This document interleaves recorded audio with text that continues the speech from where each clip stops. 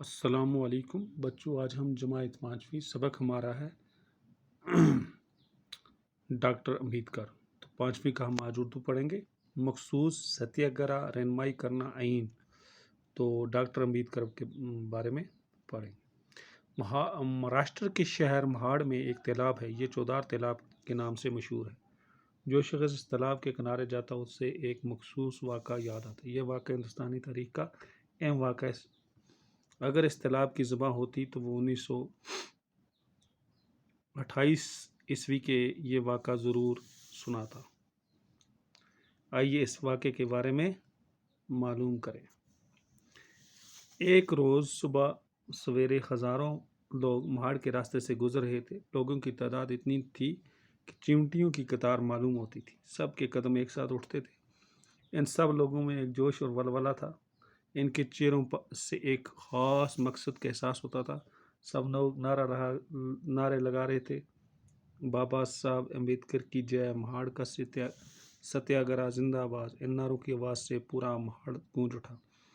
یہ لوگ کون تھے؟ یہ کون سا قلعہ فتح کرنے جا رہے تھے؟ یہ کہاں جا رہے تھے اور کیوں جا رہے تھے؟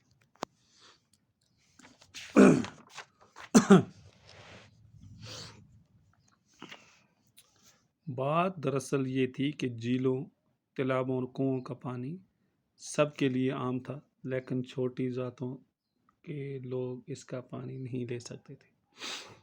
وہ پانی کو چھو بھی نہیں سکتے تھے۔ یہ کتنی بڑی ناانصافی تھی۔ اونچی ذات کے لوگ ان پر کتنا بڑا ظلم کرتے تھے۔ پانی خدا کی دین ہے اور اس پر سب کا حق ہے، پھر اس پر پابندی کیوں؟ اس پابندی اور ناانصافی کے خلاف بابا صاحب نے آواز بلند کی۔ انہوں نے تمام ہریجنوں کو ناانصافی کے خلاف احتجاج کرنے پر آمادہ کیا۔ آج یہ ہزاروں لوگ مہاڑ کے اس تالاب کی طرف جا رہے تھے۔ بابا صاحب اس جلوس کی رہنمائی کر رہے تھے۔ وہ سب کے آگے تھے۔ تمام ستیہ گروں کا ارادہ پکا تھا، کسی کے قدم اب پیچھے ہٹنے والے نہیں تھے۔ یہ لوگ آگے بڑھتے گئے، بالآخر چودار تالاب کے پاس پہنچ گئے۔ تالاب کے ارد گرد ہزاروں لوگ جمع تھے۔ بابا صاحب آگے بڑھے اور ہزاروں لوگوں کے سامنے اس تالاب میں اترے۔ انہوں نے پانی کو چھوا، اپنے دونوں ہاتھوں میں پانی بھر لیا۔ دیکھتے ہی دیکھتے تمام ہریجن اس پانی کو چھونے لگے۔ پانی کو ہاتھ سے اچھال کر بابا صاحب جے کے نعرے بلند کرنے لگے۔ یہ بابا صاحب کون تھے؟ یہ تھے ڈاکٹر بھیم راؤ امبیڈکر، جنہیں لوگ بابا صاحب امبیڈکر کے نام سے بھی یاد کرتے ہیں۔ یہ مہاڑ کے اہم اور عظیم ستیہ گرہ کے قائد اور بانی تھے۔ ڈاکٹر امبیڈکر 1899 عیسوی میں پیدا ہوئے اور وہ ہریجنوں کے عمدار تھے۔ انہوں نے ملک میں ہر ہریجن سماج کو جگایا اور ان کے دل سے خوف ہراس دور کر دی۔